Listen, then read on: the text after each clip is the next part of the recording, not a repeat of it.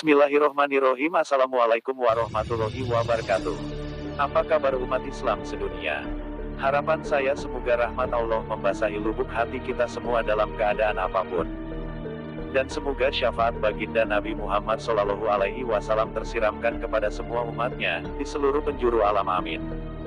Pada kesempatan kali ini kami akan memaparkan ulang silsilah Kiai Haji Abdul Bari Injelan. Karena di video yang sebelumnya yang kami upload di channel ini ada foto Nyai Hamidah. Yang mana dari salah satu keturunan beliau ada yang mengatakan, bahwa Nyai Hamidah istri Kiai Haji Abdul Bari tidak ridho, jika fotonya diumbarkan. Subhanallah, sungguh beliau adalah wanita dari golongan wanita yang solehah. Baiklah pemirsa yang dirahmati Allah. Sebelum lanjut mendengarkan silsilah Kiai Haji Abdul Bari Injelan, kami harap luluhkan hatinya untuk menekan tombol subscribe-nya, terima kasih banyak. Pemirsa yang dirahmati Allah, orang bijak berkata, tak kenal maka tak sayang, bila tak sayang berarti orang itu sulit untuk mempunyai ikatan cinta terhadap seseorang apalagi terhadap guru. Maka dari itu mari kita simak bersama-sama silsilah Kiai Haji Abdul Bari dari atas sampai ke bawah. Kiai Haji Abdul Bari adalah anak pertama dari pasangan Kiai Haji Zainur Ridho, atau yang dikenal dengan nama panggilan Kiai Haji Akrawi asal desa Sumber Papan Kabupaten Pamekasan. Dengan istrinya Nyai Hajah Zakiah atau yang dikenal dengan nama panggilan Nyai Jaiza asal Jaranguan Omben Sampang. Kiai Haji Abdul Bari dilahirkan di Kampung Barat Lorong Dusun Tobeto Desa Jaranguan Kecamatan Omben Kabupaten Sampang, sekitar tahun 1332 Hijriah, garis miring 1913 Masehi.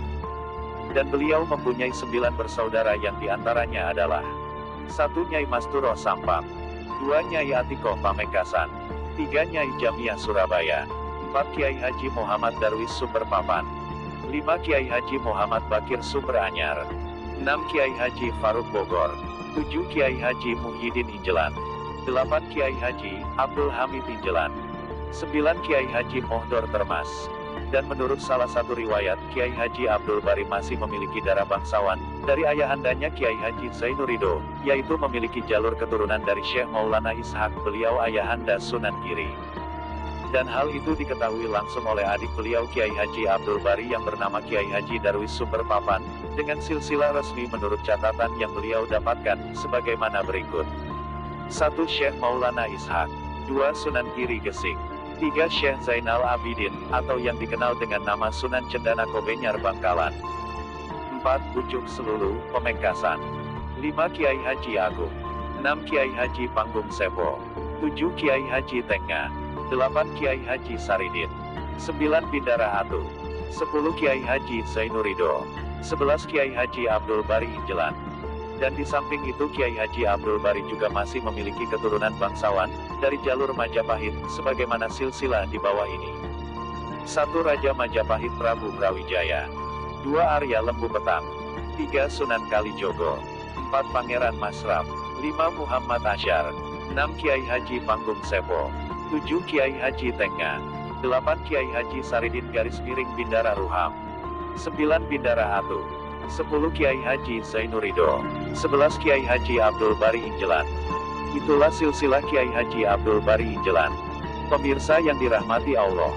Sebelum lanjut mendengarkan cerita perjalanan hidup Sang Murabi dari sejak kecil sampai usia senja, tekan subscribe bagi yang belum subscribe channel MI Nurul Ulum ini. Dan jangan lupa tekan like cerita ini. Baiklah pemirsa, mari kita simak bersama. Cerita Kiai Haji Abdul Bari dari sejak kecil sampai usia beliau senja. Kiai Haji Abdul Bari sebagai anak seorang ulama sejak kecil sudah dididik tentang agama Allah, yang diajarkan langsung oleh ayahandanya. Dan setelah berusia 7 tahun, beliau dikirim oleh ayahandanya untuk menimba ilmu ke pondok pesantren yang ada di desa Prajen. Pondok pesantren Prajen adalah sebuah pondok yang paling tertua di Sampang, yang dikala itu diasuh oleh Kiai Haji Sabrowi, kakek dari Kiai Haji Muafi. Akan tetapi beliau di pondok tersebut hanya sebentar. Menurut informasi yang didapat tidak sampai 1 bulan. Dan hal itu karena Kiai Haji Sabrowi berkata kepada beliau Kiai Haji Zainur Ridho, Abdul Bari ini jangan dimondokkan di sini. Pindahkan saja ke Pondok Tebuireng, Jombang. Karena Abdul Bari sangat cerdas. Dan dia laksana air yang banyak. Jangan sampai ada di kali. Tetapi di sungai saja, ucap Kiai Haji Sabrowi di kala itu. Setelah itu Kiai Haji Abdul Bari dipindahkan ke Tebuireng. Yang di kala itu Pondok Pesantren Tebuireng Jombang diasuh oleh beliau Kiai Haji Hashim Asy'ari. Dan setelah Kiai Haji Abdul Bari dapat 1 tahun di Tebuireng, pada saat hari libur beliau pulang ke Madura. Dan setelah sampai di kediamannya, ayahandanya kaget. Karena badan Kiai Haji Abdul Bari masih terlihat gemuk. Kemudian ayahandanya marah dengan rasa cinta dan sayang kepada beliau. Lalu ayahandanya berkata, "Jika kamu seperti ini terus, kapan kamu alimnya?"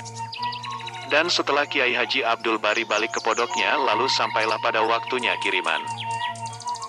Kemudian ayahandanya mengurangi kirimannya kepada beliau sehingga beliau benar-benar menjadi kurus.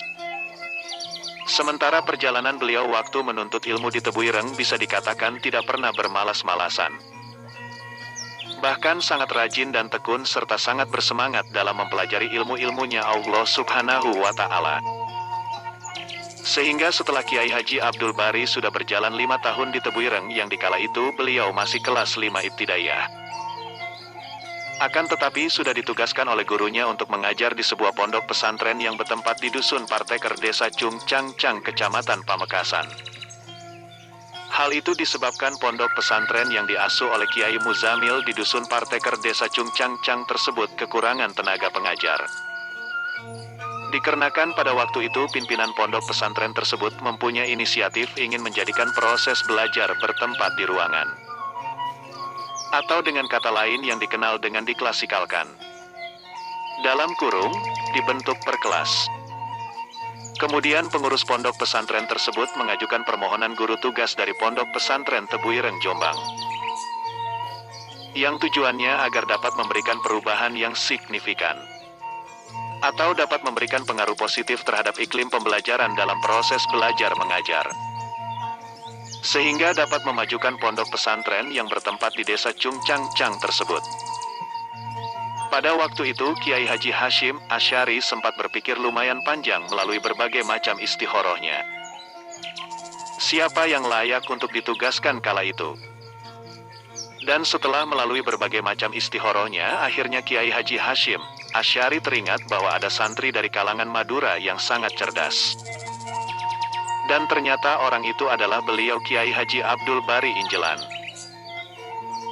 Sedangkan di kala itu Kiai Haji Abdul Bari masih menduduki di kelas 5 ibtidaiyah. Akan tetapi walaupun Kiai Haji Abdul Bari masih menduduki di kelas 5 ibtidaiyah, kapasitas keilmuannya masih sejajar dengan seniornya yang lebih lama dalam mengenyam ilmu di Pondok Tebuireng Jombang. Oleh karena itu Kiai Haji Hashim Asy'ari memilih Kiai Haji Abdul Bari untuk ditugaskan ke pondok pesantren yang bertempat di Desa Cung Cangcang. Dan subhanallah beliau Kiai Haji Abdul Bari sanggup menjalankan tugas mengajar di pondok pesantren yang diasuh oleh Kamu Zamil yang bertempat di Desa Cung Cangcang. Walaupun dan meskipun penuh dengan berbagai macam rintangan, beliau tetap melintasi hal tersebut. Saking takdimnya beliau terhadap perintah sang guru yaitu Kiai Haji Hashim Asy'ari. Karena pada saat itu serba kekurangan dalam segala hal, termasuk dari sisi administrasi. Sedangkan beliau menjalankan tugas hanya 1 tahun lamanya. Setelah itu beliau melanjutkan lagi dalam menuntut ilmu-ilmu Allah di Pondok Pesantren Tebuireng Jombang. Hingga sampai benar-benar lulus di Pondok Pesantren Tebuireng tersebut. Seperti itulah perjalanan Kiai Haji Abdul Bari saat menuntut ilmu di berbagai pondok pesantren yang beliau lalui. Kurang lebihnya wallahu a'lam. Dan setelah Kiai Haji Abdul Bari sudah selesai dalam menuntut ilmu di berbagai pondok pesantren, kemudian beliau menikah. Pernikahan merupakan salah satu sunnah Nabi Muhammad SAW. Sekaligus tahap paling krusial dalam kehidupan perindividual manusia.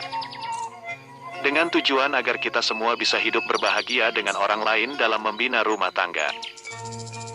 Selain itu, pernikahan juga sebagai sarana penyambung kelestarian kehidupan manusia di dunia secara universal. Di samping itu juga menjadi motivasi di atas ketaatan kepada orang tua. Dan supaya menyambung tali persaudaraan yang mendorong Kiai Haji Abdul Bari untuk menikah dengan Nyai Hamidah binti Sonaji pada tahun 1939 atau tepatnya di usia 25 tahun. Dan mulailah Kiai Haji Abdul Bari memasuki kehidupan baru, yaitu kehidupan yang penuh lika-liku. Pasangan baru ini menetapkan untuk membina rumah tangga di Injelan. Kesederhanaan merupakan ciri khas kehidupan pasangan Kiai Haji Abdul Bari dan Nyai Hamidah. Meskipun begitu, kebahagiaan hampir selalu mewarnai kehidupan rumah tangganya. Karena baginya kebahagiaan tidak ditentukan oleh materi, melainkan cinta dan kasih sayanglah yang melandasi kebahagiaan seseorang tersebut. Dan cinta kasih sayang itu pun terus bertahan dan berjalan hingga beliau memasuki usia senja. Karena Kiai Haji Abdul Bari termasuk orang yang pandai dalam membina rumah tangga. Dan beliau merupakan seseorang yang mempunyai kepribadian yang penuh dengan perhatian dan kasih sayang kepada istrinya. Dan sebaliknya Nyai Hamidah sangat taat kepada beliau sang suami. Nyai Hamidah termasuk dari golongan wanita atau istri yang solehah. Faktor inilah yang menjadikan perjalanan rumah tangga beliau nyaris tidak pernah terjadi perselisihan sama sekali. Dan Masya Allah pada akhirnya dari hasil pernikahan tersebut beliau dikaruniai 11 keturunan. 1 Lora Mahmud, 2 Lora Zahir, 3 Nyai Furhah, 4 Nyai Zakiyah, 5 Kiai Haji Abdul Muhaimin, 6 Kiai Haji Aliyuddin, 7 Nyai Samhah, 8 Nyai Kaukabuduriyah, 9 Kiai Haji Mutamam, 10 Nyai Mufarijah, dan 11 Nyai Aimanah. Itulah cerita Kiai Haji Abdul Bari dari sejak kecil sampai usia senja. Dan Kiai Haji Abdul Bari adalah orang yang pertama yang mendirikan pondok pesantren Darut Tauhid Injelan, yang saat ini masih dalam asuhan Kiai Haji Abdul Muhaimin Abdul Bari. Jangan lupa like dan share cerita ini supaya cerita ini bisa tersebar di kalangan para santri dan alumni Darut Tauhid Injelan. Dan yang terakhir dari saya, Arifuddin bin Nasr alias bin Nasyiri Omri. Mohon maaf yang tiada batas kurang lebihnya, wallahu a'lam. Dan jika ada yang lebih benar dari cerita yang kami paparkan ini, mohon ditautkan di kolom komentar. Karena satu saran dari kalian bagi saya sangat berharga sekali. Dan jangan lupa like cerita ini. Terima kasih. Wassalamualaikum warahmatullahi wabarakatuh.